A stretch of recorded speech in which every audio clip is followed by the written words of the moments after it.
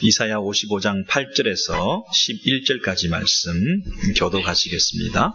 여호와의 말씀에 내 생각은 너희 생각과 다르며 내 길은 너희 길과 달라서 하늘이 땅보다 높음같이 내 길은 너희 길보다 높으며 내 생각은 너희 생각보다 높으니라. 비와 눈이 하늘에서 내렸으는 다시 그리로 가지 않고 토지를 적시어서 싹이 나게 하며 열매가 맺게 하여 파종하는 자에게 종자를 주며 먹는 자에게 양식을 줌과 같이 내 입에서 나가는 말도 헛되이 내게로 돌아오지 아니하고 나의 뜻을 이루며 나의 명하여 보낸 일에 형통하리라. 아멘. 잠깐 기도하겠습니다. 주님의 은혜를 이 시간도 감사합니다. 신앙 공동체 안에 믿음의 깊이 뿌리를 내리고 날마다 성장해 나가는 영적인 진보가 있게 하시고 이러한 믿음의 근간을 이루는 하나님의 말씀이 우리 안에 왕노릇하게 하셔서 말씀이 통치하고 다스리는 신앙 공동체가 되게 해주실 뿐 아니라 이 믿음으로 세상에 나가서 땅을 정복하고 세상을 새롭게 하고 변화시키는 하나님의 일꾼으로 쓰임받을 수 있도록 또 한 번 이 말씀과 예배를 통해서 무장되는 이 복된 시간이 되게 하여 주옵소서. 우리 주 예수 그리스도 이름으로 기도하옵나이다. 아멘.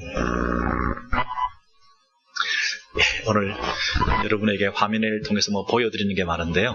하나 더 보여드리고 싶은 것이 있습니다. 지난번 한두 주 전에 제가 덴버에 다녀왔는데 그 내비게이로 본부에 가서 찍은 사진들입니다. 더슨 트루멘토라고 하는 이 설립자, 장치자가 지금 빌리 그레함 목사님이라든지 같이 찍은 사진들이 있는데요. 이 트로트맨이 참 귀한 건 뭐냐면 50세밖에 살지 않았는데 그 50세를 사는 동안에 하나님 말씀과 동행하는 사람이었습니다. 그가 남긴 그 유물들을 보니까 저렇게 성경을 정리하고 성경 구절을 쓰고 그래서 카드를 만들고 그리고 말씀을 암송하고 하는 그런 이런 흔적들을 보면서 이 하나님의 사람이 어떻게 살았는가, 저게 바로 하나님을 믿는 사람들의 모습이 아닌가, 이런 것을 깨닫게 되었습니다. 여러분 콜로라도 스프링스에 가시면 공군사관학교 이런 거 많이 보시는데 그것도 보시고 이 내비게이터 본부에 한번 꼭 방문해 하셔서 도슨의 그 흔적들을 보시면서 야 정말 말씀의 사람이었구나. 여러분 이 땅에서 참 족적을 남기고 영향력을 끼친 하나님의 사람들은 저렇게 보이지 않는 곳에서 매일 경건의 생활을 통해서 하나님과 동행하는 삶을 살았던 사람들이에요. 그래서 매일 성경 읽기를 하고 그 성경을 암송하고 여러분 말씀을 킵한다 그러잖아요. 말씀을 지킨다 할 때 말씀을 읽고 말씀을 지킨다 할 때 지킨다는 말이 킵한다는 말이에요. 말씀을 내 안에 새긴다는 것이에요. 그래서 내 안에 그 말씀을 외우고 늘 말씀을 기억해서 그래서 그 말씀이 우리의 삶 가운데 나타날 수 있도록 순종하는 삶을 살아갈 수 있도록 그렇게 매일 경건의 생활을 하는 사람이 결과적으로 그 인생이 비록 한 50세밖에 살지 않았지만 그 인생을 통해서 수많은 지금 120개국 이상의 나라에 이 내비게이터 운동이 벌어지고 수많은 젊은이들이 주께로 돌아오는 그런 일에 헌신하는 종으로 쓰임받았다고 할 때에 우리가 지금 50세 이상 이렇게 또 사시는 분도 계실 텐데 우리 평생은 그러면 어떻게 살아왔던가? 하나님 말씀과 매일 동행하는 삶을 살고 있는가? 이런 부분에서 한번 반성해보는 그런 기회가 되는 것 같습니다. 여러분, 우리 인생은 두 갈래 길이 있습니다. 두 갈래 길이 있습니다. 내가 내 생각을 가지고 내 길을 따라 내 방법으로 이렇게 쭉 살아가는 삶이 있는가 하면 항상 하나님께서 가진 생각이 무엇인지 하나님이 인도하시는 길이 무엇인지 그것을 예민하게 살피면서 하나님 앞에서 순종하는 삶을 살아가는가. 이 두 가지 길이 있습니다. 많은 사람들은 대부분의 사람들은 그냥 태어나서 내 인생 내가 살아가는 것입니다. 누가 뭐라 그러겠습니까? 그냥 그렇게 사는 것입니다. 그러나 적어도 우리 신앙을 가진 하나님의 백성들은 내가 내 인생의 주인이 아니라 하나님께서 가지신 나를 향한 생각은 무엇인가? 늘 그것을 물으면서 그분이 인도하시는 대로 그 길을 따라가는 이 삶을 살아가는 것입니다. 그것을 위해서는 늘 하나님의 말씀과 그분이 말씀해 주시니까 그 말씀을 따라 그분의 생각과 그분의 길을 알고 그 길을 따라가는 것이지 않습니까? 제가 만약에 이렇게 앞에 서서 잠깐 침묵을 하고 아무 말도 안 하고 이렇게 있다고 한다면 그 제가 침묵하는 동안에 지금 잠깐 그 동안에 제가 무슨 생각을 했는지 여러분이 아실 수가 없잖아요. 저는 그 짧은 시간에 무슨 생각을 금방 했냐면 이러다가 그 시간만큼 더 설교 시간이 늘어나겠구나. 오늘도 또 설교가 길어지나. 그런 생각을 잠깐 했는데 여러분이 제가 그 생각한 걸 아셨어요? 네, 모르셨잖아요. 사람 사이에서도 희미하게 알 뿐이에요. 사람 사이에서도 야 내가 저 네 속을 안다. 말 안 해도 내가 너 눈빛만 봐도 안다. 그렇지만 틀릴 때가 대부분이잖아요. 그죠? 네.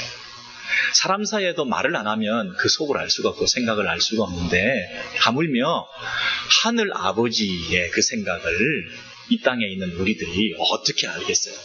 그분이 말씀해 주시지 않으시면. 그래서 그분의 말씀을 통해서만 그분의 생각을 우리가 알 수가 있다는 거예요. 우리가 그분과 상관없이 그냥 내 인생을 내가 주인 되어서 살아간다 이렇게 결정하시면 그것으로 그렇게 살아가실 수밖에 없어요.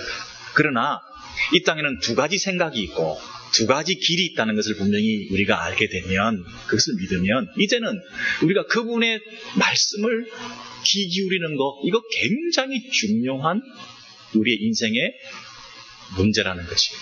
우리 신앙생활의 가장 중요한 우리가 마땅히 취해야 될 일이라는 거예요. 이제 말씀을 등한히 한다. 말씀을 무시한다. 이거는 굉장히 위험한 신앙생활이고 사실은 신앙생활이 아니라는 거예요.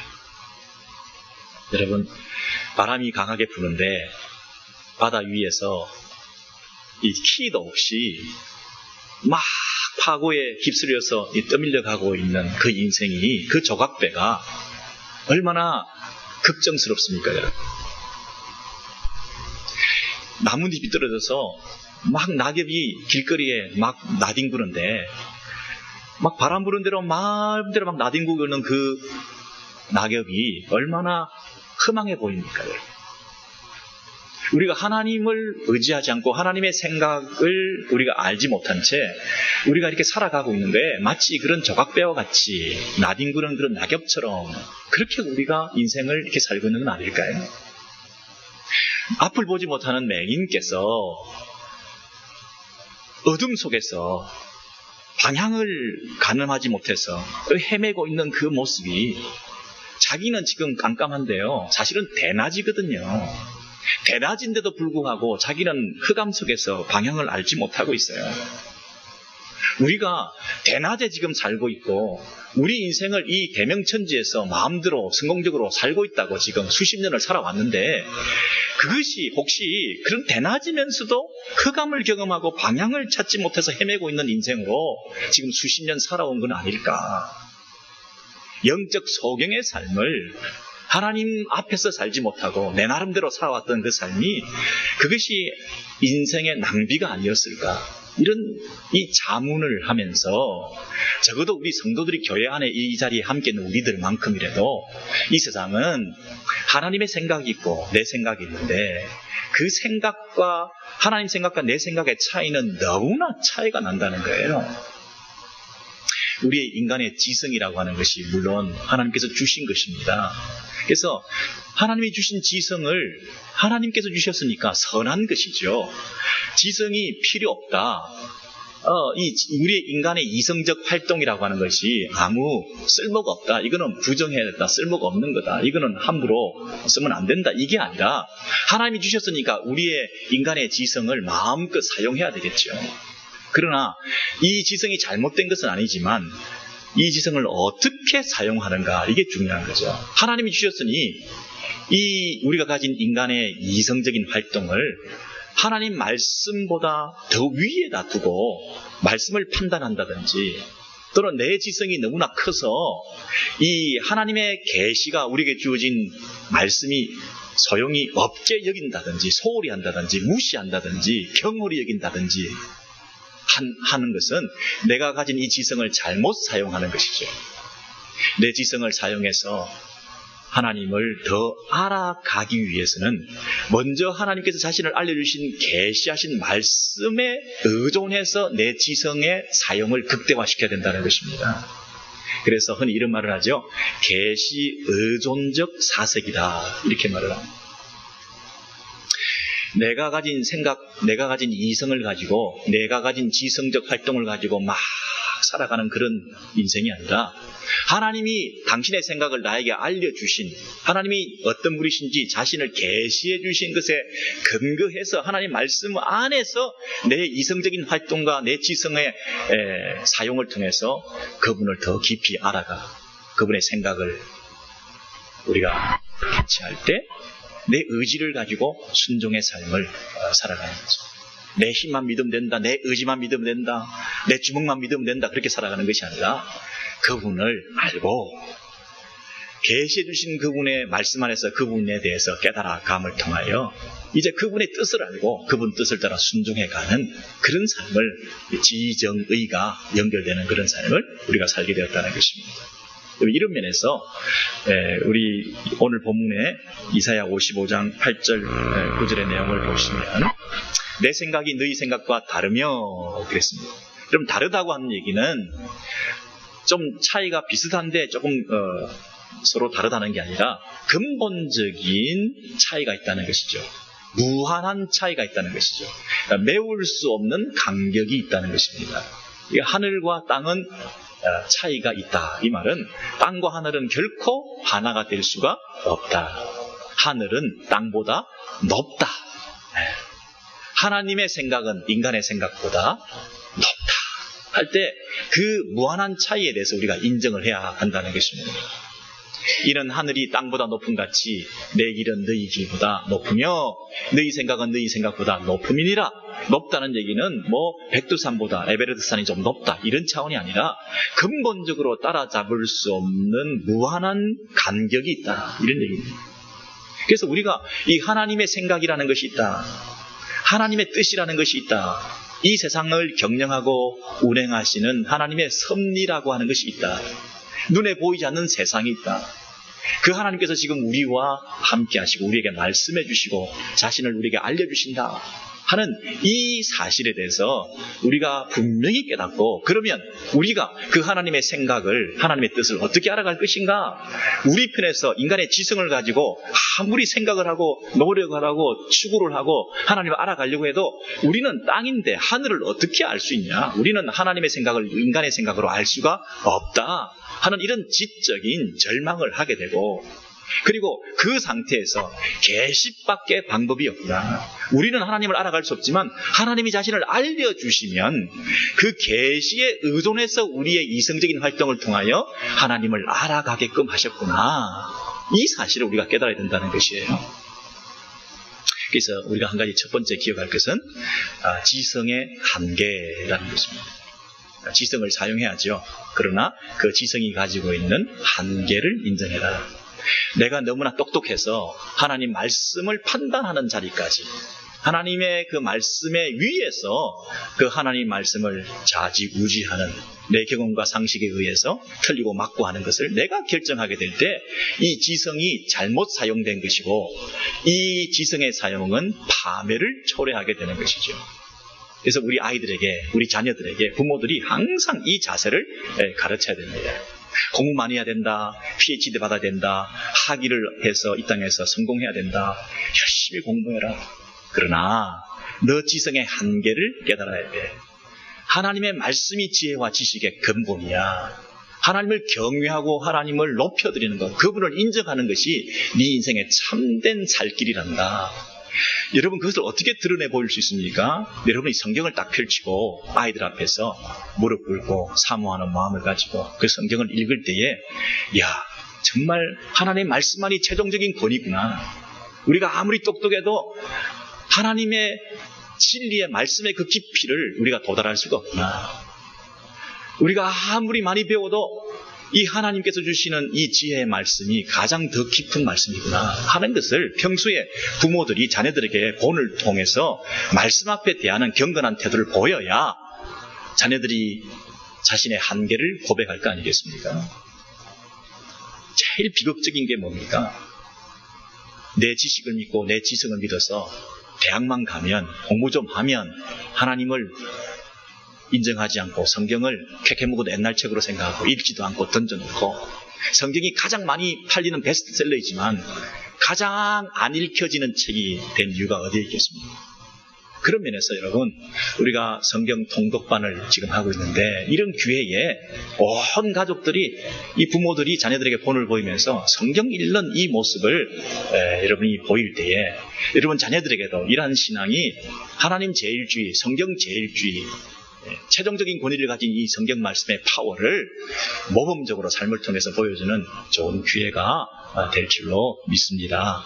여러분, 이 지성의 한계를 고백해야 될 뿐 아니라 또 한 가지 우리가 고백해야 될 것은 뭐냐면, 우리 사도행전 17장을 보시면 바울이 아레오바고 가운데서 서서 말하되, 아테네 사람들, 그리스 철학이 아주 발달했던 그 아테네 사람들에게 내가 너희를 보니까 모든 면에서 이 에피쿠로스 학파라든지 스콜라 학파라든지 범사에 너희들이 종교심이 많고 뭔가를 배우려고 하고 알려고 하고 지적이고 뭔가 근본적인 문제를 추구하려고 하고 또 새로 나온 지식과 철학의 사조들을 따라서 토론하고 대화하면서 굉장히 너희들이 열심인 것을 내가 보았다. 뭔가 종교심이 너무나 너희들 가운데 있는 것을 내가 보았다. 내가 심지어 두루 너희 동네 다녀보니까 어떤 재단이 있는가 하면 그 재단 앞에 이렇게 쓰여져 있다. 알지 못하는 신에게 라고 새겨져 있는 그 재단도 보았으니 너희가 알지 못하고 예배하고 그를 위하고 있는 그것을 내가 너희에게 알게 하리라. 그렇게 말하죠. 여러분, 이 세상 모든 인류들은, 이 땅의 모든 종교들은 막연한 절대자를 향해서 뭔가 종교심은 있으니까, 뭔가 의지하는 마음의 빈 공간이 있으니까 그것을 채우지 못해서 뭔가에 의지를 해야 되니까 뭐 소한테도 절하고 큰 신령한 산에도 절하고 큰 나무 밑에서도 절하고 뭔가 사람을 의지하고 아이돌을 숭배하고 뭔가를 의지하지 않고 마음을 두지 않으면 불안하니까 뭔가 자꾸 예배하려고 하는 이 습성이 있는 거예요. 종교심이 있는 사람들은. 그런데 내가 그것을 추구하고 절대자를 향하여 예배하긴 하는데 누군가가 자기를 알려주신 적이 없으니까 우리가 추구해 가긴 하는데 우리가 받은 것이 없으니까 우리가 알아가려고 해도 참 하나님 앞에 도달할 수가 없는데, 하나님 그분이 자기를 알려주시지 아니하시면 우리는 하나님을 찾을 수가 없는데, 그러므로 우리가 할 수 있는 예배라고 하는 것은 누구를 대상으로 예배하느냐 하면 적당히 알지 못하는 그분에게 예배한다. 이럴 수밖에 없는 것이 인류의 비극이라는 거예요. 그런데 이런 사람에게 너희들의 그 종교심을 이용해서 사도 바울이 이렇게 말하는 거예요. 야, 너희들이 알지 못하는 신에게 심지어 예배하고 있는데 진짜 내가 참 하나님을 알려주겠다 라고 말씀하시면서 내가 너희에게 알게 하리라. 우주와 그 가운데 있는 만물을 지으신 하나님께서는 창조주시니라. 천지의 주제시니라. 네가 지금 막연하게 피조물에게 경배하고 있고 형상을 만들어서 우상 숭배하고 있고 이 산이 크면 큰 산에 가서 절하고 있고 이 피조물에게 절하고 있는 너희들의 모습을 보니까 너무나 안타깝다. 너희들이 경배해야 될 대상은 피조물이 아니라 형상이 아니라 창조주시다. 이렇게 말하는 거예요. 내 돔이 어디서 옳고 산을 바라보며 내 돔이 어디서 옳고 산을 만드신 천지를 지으신 창조주시니라. 여러분, 그래서 지금 만물을 지으신 하나님 여호와께서는 천지의 주제시니라 그렇게 말을 하고 그 다음에 뭐라고 했냐면 그는 또 우리 각 사람에게서 멀리 계시지 아니하도다. 창조주시고 초월자시고 멀리 계시는 하나님이요, 하늘에 계시는 하나님인 줄 알았는데 동시에 그분은 우리와 함께 하시고 여러분 각 사람에게 한 사람 한 사람에게 찾아오시고 말씀하시고 우리 옆에 계시고 우리 안에 계시고 우리 삶을 친히 손잡고 인도해 가시는, 멀리 계시는 분이 아니라 내주하시는 분이시다. 이 초월과 내주를 설명하시면서 너희들이 이걸 어떻게 알게 됐는 줄 아느냐?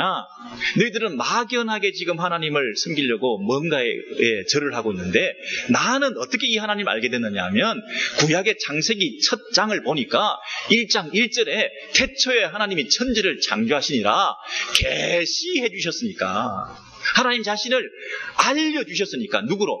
창조주로 자기를 알려주셨으니까 창세기 첫 장만 구약에 딱 펴도 하나님이 창조주로 계시되어 있으니까 너는 알아야 된다. 계시 의존적 사색 활동을 통해서 이 하나님이 창조주시라는 것을 믿고 그 창조주께 참된 예배를 드려라. 왜 알지 못하는 신에게 우상적인 섬김을 하여서 예배를 하고 있느냐? 하나님, 살아계신 하나님 앞에 바로 예배라. 하나님이 자기를 창조주로 알려주신 그 하나님을 내가 너에게 소개하는데 이분은 창조주실 뿐 아니라 너희 각 사람에게 찾아오시고 너희에게 말씀해 주시는, 우리와 함께 하시는 하나님이시랍니다. 이게 사도 바울이 아테네에서 전도한 내용 아니겠습니까? 하나님은 멀리 계실 뿐 아니라 우리에게 찾아오시고 초월에 계시는 창조주이실 뿐 아니라 우리에게 찾아오셔서 직전해서 말씀해 주신다는 거예요. 우리에게 말씀해 주시는 하나님, 계시해 주시는 하나님. 여러분, 이 계시를 우리가 인정하지 않으면 우리가 어떻게 하나님을 알아갈 수 있겠습니까? 우리에게 이 성경 말씀을 통해서 하나님 자신을 알려주셨는데 그것 외에는 성경을 읽지 않고서는 어떻게 하나님을 알아갈 수 있겠습니까?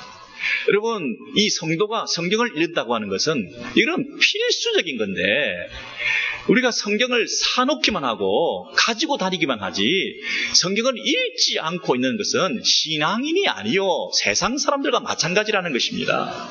그런 면에서 우리가 이 일에 열심을 내는 것이 너무나 당연한 거 아니겠습니까?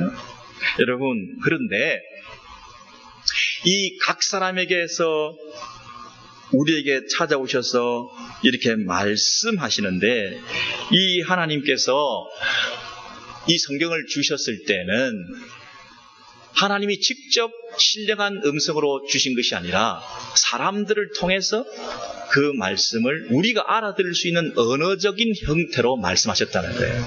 하나님 입에서 나오는 말씀으로 우리에게 주셨는데, 그러면 하나님의 입에서 나왔다는 얘기는 언어적으로 나왔다는 얘기요, 하나님께서 신령한 신비의 언어로 주신 것이 아니라 구약시대에는 선지자를 통해서 말씀해 주시고 신약시대에는 사도들을 통해서 말씀해 주셔서 이 계시의 전달자가 인간이라는 거죠. 계시의 매개자가 인간이라는 거죠. 왜? 전달받아야 될 대상이 인간이니까. 인간이 알아들어야 계시죠. 알아듣지 못하는 게 어떻게 계시가 될 수 있습니까? 우리 계시를 받아야 되는 하나님의 그 뜻과 생각을 알아야 될 우리 청중들이 사람이기 때문에 그 사람에게 전달하는 하나님의 말씀은 사람들을 통해서 언어적인 형태로 우리에게 주어졌다는 것이에요. 그래서 하나님께서 사람들을 쓰시는 거예요. 여러분, 이 베드로 히브리서부터 먼저 보시면요, 히브리서 1장 1절에 옛적의 선지자를 통하여 하나님께서 이 모든 날 마지막에 아들을 통하여 우리에게 말씀하셨다. 누가 주옵니까? 하나님이 주옵니다. 뭐가 동사입니까? 말씀하셨다가 동사입니다. 그러므로 하나님이 말씀하셨다. 하나님의 말씀으로 우리에게 주어진 계시 말씀이죠. 동시에 베드로후서 1장 21절을 보시면 이 베드로서에서는 성경의 모든 예언은 사설의 불것이 아니라 예언은 사람의 뜻으로 낸 것이 아니라 오직 성령의 감동하심을 입은 사람들이 누가 주옵니까? 사람이 주옵니다. 사람이 하나님께 받아 말했다. 동사입니다. 그래서 하나님이 말씀하셨다. 그리고 사람이 말씀하셨다. 이게 성경이죠. 이 성경의 이중적인 저작권이라고 하는 것이 굉장히 중요합니다. 이 성경은 하나님이 말씀하신 것이기도 하고 사람이 우리에게 말한 것이기도 하다는 거예요. 여러분, 성경이 이중적인 저자가 있다는 얘기는 그 저자가 누군가에 따라서 그 글을 읽는, 성경을 받아서 읽는 사람의 자세가 달라지는 거죠. 인간이 쓴 책이기 때문에, 성경은 사람이 저자이기 때문에 이 세상의 모든 세상 사람들 가운데 있는 모든 책들이 사람들이 쓴 책이니까 이 세상에 있는 모든 다른 사람들이 사람이 쓴 그 책들처럼 이 성경을 읽어야 된다는 얘기예요. 왜? 사람이 쓴 책이니까. 그래서 사람이 쓴 책을 읽을 때 그 단어도 파악하고 사전도 찾고 문맥도 파악하고 문단 나누기도 하고 접속사도 찾아보고, 그리고 그 속에서 하나님이 말씀하시는 그 맥락 속에서 나에게 그분의 음성을 듣는 것이죠. 가장 문법적인 것이 가장 영적인 거죠. 사람이 쓴 책이니까 사람이 쓴 그 문체나 문학적인 표현 기교나 장르나 이런 것들을 잘 파악해서 역사적인 근원이나 배경이나 이런 것들을 잘 이용해서, 사람이 쓴 책이니까 모든 세상 사람들이 쓴 그 책들처럼 내 지성을 가지고 최대한 노력을 해가지고 열심히 공부하고, 그래서 이 성경책을 읽어야 된다는 것이죠. 동시에 이것이 하나님이 쓰신 책이기 때문에 이 세상에 있는 모든 책들과는 다르게 하나님이 쓰신 책이니까, 내가 그 하나님이 쓰신 이 성경을 대할 때는 그 세상에 있는 모든 책을 대하는 자세와는 180도 다르게 하나님이 쓰신 책을 대하면서 하나님의 쓰신 책 앞에 엎드려 겸비한 태도로 그분의 음성을 듣는 자세, 내가 읽는 것이 아니라 내 안에 계시는 성령께서, 성경의 원저자인 성령 하나님께서 깨닫게 해주시는 그 은혜를 힘입어 나를 불쌍히 여겨 주십시오. 나는 이 말씀을 이해할 수가 없습니다. 내 지식의 한계를 고백하면서 성령께서 도와주지 아니하시면 내가 하나도 알 수가 없습니다. 이 깊이를 내가 어떻게 알겠습니까? 이런 자세로 읽는다는 것입니다. 여러분, 우리가 성경을 펼칠 때 사람이 쓴 책이니까, 그리고 이게 하나님이 쓰신 책이니까, 하나님 이중적인 이 저자에 대한 분명한 이해를 통해서 그 성경을 대하는 내 태도도, 읽는 자세도 두 가지로 잘 나타나야 된다는 거죠. 우리가 성경 통독을 하고 있는데요, 오늘 읽었으니까 내일 또 읽습니다. 이런 관성적으로 읽으십니다. 오늘 1장 읽었으니까 내일 2장 읽습니다. 오늘 창세기 읽었으니까 내일 출애굽기 읽습니다. 이렇게 읽으시면 안 돼요. 이 통독이 이렇게 되면 그냥 곤란해요. 읽을 때마다 열심히 읽고 내 지성을 다 활용해야 되겠습니다만은, 그러나 한 절 한 절, 한 구절 한 구절에 매일매일에 무릎 꿇고 사모하는 마음으로, 하나님이여 내 눈을 열어 주의 법에 기이한 것을 보게 해 주옵소서.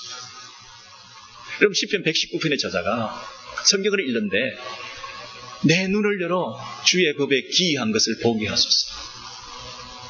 이 하나님 말씀에 기이한 것을 보게 하소서 기도하면서 그 책을 읽었어요. 여러분, 왜 이 시인이 그런 기도를 하면서 읽어야 되나요? 아니, 이 시인은 어떤 생각을 하고 있습니까? 그냥 내가 읽으면 안 된다는 걸 아는 거예요. 자기 스스로 내가 시력이 있고 내 눈이 열려 있으니까 내가 그 성경을, 율법책을 읽으면 되지, 왜 열려있는 멀쩡한 눈을 가지고 다시 눈을 열어주시고 주의 법에 기이한 것을 보게 해주세요 하고 성령님께 의존하며 하나님을 의지하면서 이렇게 기도하는 마음으로 성경을 읽고 있나요? 이게 그냥 읽어서 되는 게 아닌 하나님의 말씀이기 때문에 이런 겸비한 자세로 성경을 대할 때 관성적으로 왔다 갔다 늘 하는 것처럼 그렇게 읽는 것이 아니라 하나님 앞에 엎드려서 오늘도 나에게 주시는 말씀은 무엇인가요? 내 눈을 열어 주옵소서. 그럼 그럴 때 내가 성경은 다 읽었습니다. 여기까지 읽었습니다. 내가 1독했습니다. 2독했습니다. 3독했습니다. 물론 이것도 중요하죠. 내가 100독했습니다. 중요하죠. 그러나 그 양이나 그 길이나 그 반복이 중요한 것이 아니라 내가 주 앞에 엎드려서 하나님의 음성을 들어야죠. 이것이 이 성경 통독의 축복 아니겠습니까? 이런 자세로 엎드려야 하나님께서 말씀해 주지 않겠습니까? 여러분, 똑같이 주일에 예배에 나왔는데요, 관성적으로 오신 분들은 똑같이 주일 예배에 어제 참석하고 오늘 참석하고 지난주 참석하고 작년에 참석하고 금년에 또 참석하고 예배 참석하고 성경 펼치고 읽는 것이 관성적이 되면 여러분 그 가운데 무슨 은혜가 있겠습니까? 똑같이 예배드리고 똑같이 성경을 읽었는데 누구는 은혜를 받고 누구는 삶의 변화가 있고 누구는 그 인생에 하나님이 개입하시는 손길이 있고 누구는 수십 년을 예배를 드리고 수백 번을 하나님 앞에 나와서 경배를 드렸다고 하는 가운데 하나도 변화도 없고 삶의 충격도 없고 인생에 어떤 하나님 주시는 임팩도 없이 그저 습관적으로 시계추처럼 왔다 갔다 하고 있다고 한다면 이게 가장 큰 우리 인생의 비극 아니겠습니까?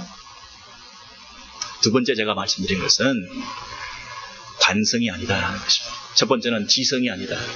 지성이 다가 아니다. 두 번째는 관성이 아니다. 관성적으로 하는 거 아니에요. 이 하나님께서 천지를 창조하신 분이신데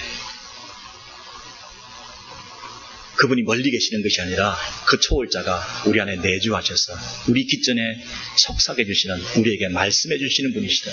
그래서 종교적으로 교리적으로 이 하나님을 예배하고 제단을 쌓는 그런 막연한 절대들을 숨기는 게 아니라 나에게 찾아오셔서 개인적으로 각 사람에게 말씀하시고 각 사람에게 당신의 생각을 이야기해 주시고 각 사람에게 내가 갈 길을 인도해 주시는 그분 앞에 사로잡혀 그분의 음성을 듣고 그 말씀 마음에 킵해서 그 말씀 따라 한 걸음 한 걸음 순종하는 이 삶이 우리에게 회복되는 것만이 우리 신앙생활의 승리의 비결이요. 우리 인생의 행복의 원천이 된다는 것입니다. 여러분, 이거 안 하면 신앙생활 아니라는 것입니다. 말씀을 가까이 하지 않으면 그 말씀을 읽을 때 하나님께서 오늘도 나에게 주시는 말씀, 그 음성으로 받아들이는 열리고 사모하는 마음으로 그 말씀 받고 눈물을 삼키고 감격하고 찬송하면서 이 말씀이 나의 등불이 되고 파워가 되어서 그 어떤 어려운 상황 속에서도 말씀만이 나에게 힘이 되었다고 하는 그런 고백이 매일의 삶 가운데 있어야 이게 신앙생활 아니겠냐는 것이죠. 여러분, 세 번째로 제가 드리고자 하는 말씀은 이사야 55장 10절에서 12절 이하에 보시면 이런 말씀이 있습니다. 비와 눈이 하늘로부터 내려서, 여러분, 비하고 눈이라는 것은 어디서부터 내리는가요? 하늘에서부터 내려서 그 다음에 되돌아가지 않고 어떻게 됩니까? 땅을 촉촉하게 적셔서 그 안에서 생산물이 나고 싹이 나고 그리고 좋은 씨앗을 만들어서 종자가 필요한 사람에게 종자를 주고 양식이 필요한 자에게 먹을 양식을 주어서 그 가정의 기쁨이, 풍족함이, 만족함이 넘치게 된다는 것입니다. 여러분, 농부의 집에 농사를 짓는데 비가 내리지 않으면 이거야말로 큰 일이지 않습니까? 가장 절박한 게 뭡니까? 비가 오는 거잖아요. 비가 와서 이 농사 짓는 땅을 적셔 주어야 되는 거 아니겠습니까? 여러분, 다 망하는데요. 비 오는 것이 너무나 중요하잖아요. 마찬가지로 우리 인생, 우리 드라이한 이 세상살이, 이 척박한 우리의 마음의 이 땅을 기경시켜 주시고 내 심령에 이 밭을 촉촉하게 적셔 주시고 내 인생을 기름지게 만들어 주시고 내 가정과 관계들을 풍족하고 윤택하게 만들어 주시는 유일한 비결이 있다고 한다면 그것은 내 입에서 나가는 말, 하나님 입에서 나오는 말씀, 이것이 내 안에 주어져야 한다는 것이죠. 여러분, 성도들이, 하나님의 백성들이 무슨 소망이 있습니까? 농부가 지금 메마른 땅에 소망이 하나 있다고 한다면 비 오는 것밖에 하나 없는데 우리 척박한 이민생활 가운데 우리에게 소망이 있다고 한다면 우리 성도들에게 하나님의 말씀 주어지는 것 외에 무슨 소망이 있습니까? 이 하나님의 말씀이 나를 살린다고 분명히 말씀하고 계시는데 우리는 이 말씀이 필요 없다고 자꾸만 내 길을 가고 있지 않습니까? 내 생각을 따라가고 있지 않습니까? 여기가 지름길인데 다른 쇼컷이 있는 줄 알고 딴 데 가서 헤매고 있지 않습니까? 오늘도 눈을 뜨고 일어나면 더 급한 일에 분주해서 뛰어가서 내 문제를 해결하려고 하는 내 이 본성과 재성이 우리 안에 있을 때에 이 똑같은 일이 악순환이 반복되고 있는 이 처참한 내 인생의 이 비극적인 모습은 우리 다음 세대까지 물려주게 될 거 아니겠습니까? 내가 말씀이 내 안에 내 심령에 떨어졌을 때 그 안에서 싹이 나고 그 말씀이 나를 풍족하게 하고 기름지게 만들고 윤택하게 만들고 그 말씀의 능력이 나를 살리고 새롭게 하고 열매 맺게 되는 비가 와서 그 비가 양식을 만들고 우리를 배부르게 했던 것처럼 하나님의 말씀이 내 안에 떨어져서 그 말씀이 내 영적 배부름, 내 영적 만족을 주는 유일한 원천이 된다고 하는 것을, 이 하나님의 말씀이 내 양식이라고 하는 것을 내가 깨닫게 될 때에 그 양식이 나를 통해서 우리 모두에게 형통케 함이라. 하나님의 당신의 목적을 이루신다. 그래서 너를 향한 내 목적, 우리 인생과 여러분의 자녀들을 향한 여러분의 목적, 이 말씀에 너를 향한 하나님의 그 계획과 승리를 이루어갈 수 있는 유일한 이유는 하나님께서 우리로 하여금 기쁨을 얻게 하기 위해서다. 그 밑에 보십시오. 12절에 너희는 기쁨으로 나아가며 평안히 인도함을 받을 것이요. 여러분, 이 기쁨과 평안, 여러분 이 기쁨과 평안을 상실한 분들 계십니까? 왜 내게 기쁨이 없지? 내가 신앙생활 하는데 왜 기쁨이 없지? 말씀이 주는 기쁨이 없으니까. 내가 왜 이렇게 기갈스럽지? 왜 이렇게 갈증이 나지? 말씀에 만족이 없으니까. 말씀이 주는 해갈이 없으니까. 내게 왜 평안이 없지? 왜 불안하지? 하나님 말씀이 여러분을 인도하지 않으니까. 말씀이 여러분을 지배하고 통치할 뿐 아니라 우리의 삶을 인도해 주시는 등불이 되지 않으니까 불안하죠. 평안이 없죠. 뿐만 아니라 산들이 너희 앞에서 노래를 바라고 들의 모든 나무가 손뼉을 칠 것이다. 여러분, 산들과 언덕들이 노래를 한다. 그리고 들의 모든 나무들이 손뼉을 친다. 여러분, 나무들이 손뼉을 친다는 게 이게 얼마나 아름다운 표현입니까? 여러분은 우리 찬양하면서 우리가 손뼉을 쳐도 이게 잘 안 치지는데 말이죠. 나무들이 손뼉을 치고 있다. 산들과 나무들을, 이 피조 세계를 말하지 않습니까? 이 피조 세계가 지금은 신음하고 근심하고 있는데 창세기에 인간의 죄로 말미암아 저주가 임해가지고 피조 세계가 신음하고 있는데 지금 이 피조 세계가 회복되었다는 것이에요. 저주가 풀렸다는 것입니다. 온 피조 세계가 함께 노래하고 춤추고 찬양하고 하나님 앞에 영광 돌리는 이런 일에 인간이 앞장서서 기쁨과 평안을 노래하는 너희가 될 것이다. 무엇으로 말미암아서? 말씀의 은혜를 통해서. 이스라엘 백성들이 지금 포로생활을 하고 있습니다. 그래서 이사야 55장의 배경은 이스라엘이 포로생활하고 바벨론에서 노예생활을 하고 있는데 이제 하나님께서 그 백성들에게 위로해 주시는 것입니다. 내 길은 너의 길과 다르다. 내 생각은 너의 생각과 다르다. 너희들은 네가 살려고 네 길을 걸어간다고 하지만 너희들은 네가 인생을 경영해 보려고 너 생각대로 한다고 하지만 그것은 불의한 것이다. 악한 것이다. 네가 포로 생활하고 매여서 힘들게 살아가는 과정 속에서도 나를 부르지 않는 거구나. 나를 찾지 않는 거구나. 이 땅에서 가난과 질병과 문제투성이 속에서 힘들어한다고 하면서도 맨날 죽을 생각을 하면서도 나를 부르지 않는구나. 내 말씀을 찾지 않는구나. 내 길과 너의 길은 다르다. 너는 어떻게 너의 길만 추구하면서 행복을 찾으려고 하느냐? 어떻게 너는 너 생각과 방법을 가지고 네 문제를 해결하려고 하느냐? 네가 포로로 매여서 노예 생활하고 있는데 그 속에서 자유와 해방을 얻는 길이 왜 네 방식대로 네 길을 걸어가려고 하느냐?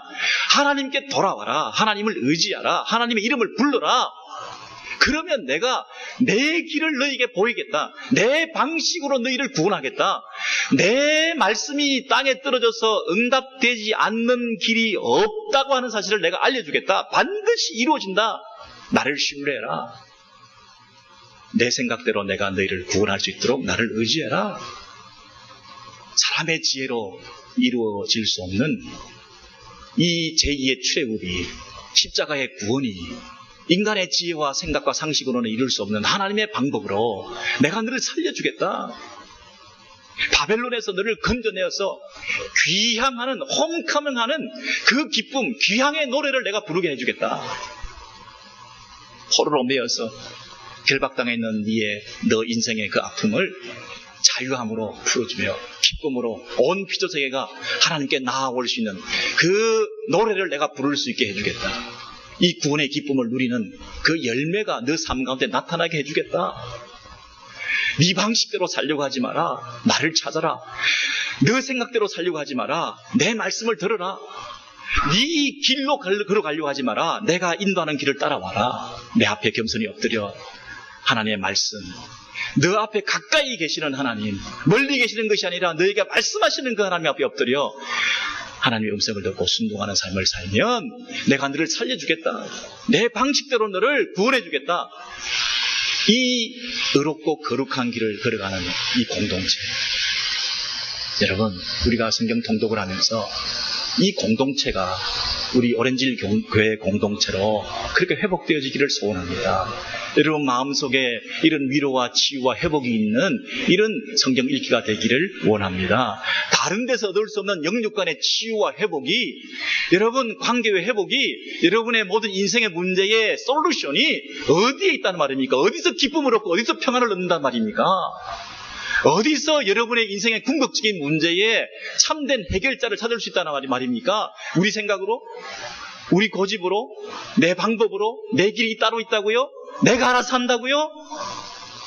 하나님의 생각은 다르다. 그러니 하나님께 의지해라. 하나님이 너를 인도할 것이다. 그래서 내가 너로 하여금 구원의 노래를 부르게 하겠다. 온 피조세계가 너 주변이 다 복받게 해주겠다. 네 자녀 손들이 다 복받게 해주겠다. 그 구원의 대열에, 귀향의 대열에 동참해서 모두가 하나님 앞에 돌아오는 그런 회복의 역사를 경험하게 해주겠다. 여러분, 이것이 말씀을 읽을 때, 내 입에서 나오는 그 하나님의 말씀을 받아들일 때, 하늘에서 비가 내려서 그 비를 통하여 생명의 양식을 공급받는 이 땅의 대지의 그 흡족함처럼 내 입에서 나가는 말도 이와 같이 헛되지 않게 하나님의 말씀이 우리 안에 심겨지게 될 때 그 말씀의 파워가, 그 말씀의 능력이 우리를 살리고도 남음이 있는데 그 말씀을 받지 않느냐? 왜 네 생각대로, 네 말대로, 다른 사람의 생각대로, 다른 사람의 말대로 그렇게 쫓아가니? 내 말대로 해라. 내 말 좀 들어라. 성경을 펴라. 성경을 읽어라. 그 성경이 인도하는 대로 순종해라. 그럼 내가 너를 살게 해주리. 여러분, 이 이사야 55장 오늘 주어진 본문의 그 배경이 되는 말씀이 그 앞에 있는 6절, 7절, 8절의 말씀 아닙니까? 제가 세 번째로 드리고자 하는 말씀은 이것입니다. 죄성을 극복하라는 것입니다. 첫 번째는 지성을 사용하되 그 지성의 한계를 인정하라. 두 번째는 관성대로 살면 안 된다. 사모해야 된다. 오늘 내게 주시는 말씀으로 받아들여. 오늘 읽고 내일 읽고 모레 읽고 그렇게 통독하는 것이 다가 아니다. 내게 주시는 말씀 붙들어야 된다. 세 번째는 죄성을 극복해야 되는 거예요. 죄성. 너희는 여호와를 만날 만한 때에 찾으라. 가까이 계실 때에 그를 부르라. 악인은 그의 길을, 불의한 자는 그의 생각을 버리고 여호와께 돌아오라. 이 악인, 불의한 자, 이 죄성을 가진 사람들은 끝까지 그 생각을 버리지 않고 자기 그 고집을 내려놓지 않고 자기가 걸어가는 그 길을 고집하면서 여호와께 돌아오지 않아요. 자기 일을 고집해요. 그러나 그 죄성을 버리고 네 생각과 네 길을 돌이켜서 하나님께 돌아오면 여호와를 만날 만한 때 가까이 계시는 그분 앞에 바로 여러분에게 지금 그 음성을 듣기 원하시고 그분의 이름을 부르면 만나주시는, 너희는 여호와를 만날 만할 때 찾으라. 가까이 계실 때 그를 부르라 하시는 말씀대로 겸비하게 엎드려 여호와 하나님이여 나를 불쌍히 여겨주세요. 나는 내 길을 포기하겠습니다. 내 생각과 고집을 내려놓겠습니다. 내 방식대로 살지 않겠습니다. 하나님이여 나를 살려주세요. 내 인생을 친히 경영해 주세요.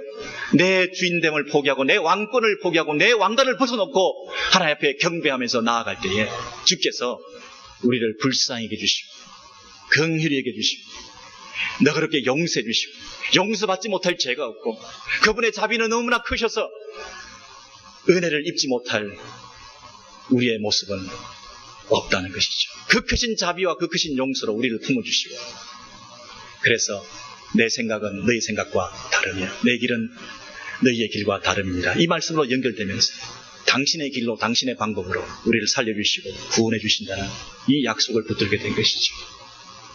지성을 극복하고 관성을 이겨내면서 죄성을 거스려서 하나님 앞에 겸비하게 나아가게 될 때 하나님께서 우리에게 말씀해 주시고 그 말씀을 달게 받아 그 말씀이 능력이 되고 힘이 되어서 내 인생의 등불이 되고 우리 안에 있는 모든 문제의 근본적인 해결책이 되고 우리 안에 있는 상실된 기쁨이 회복되고 우리 안에 깨어진 평화가 회복되어지고 우리가 만물의 영장으로서 온 피조 세계에 하나님 앞에 서서 다 함께 주님을 높일 수 있는 하나님이 가장 기뻐하시는 우리 인생들로 우리 교회가 우리 성도들이 쓰임받게 됩니다.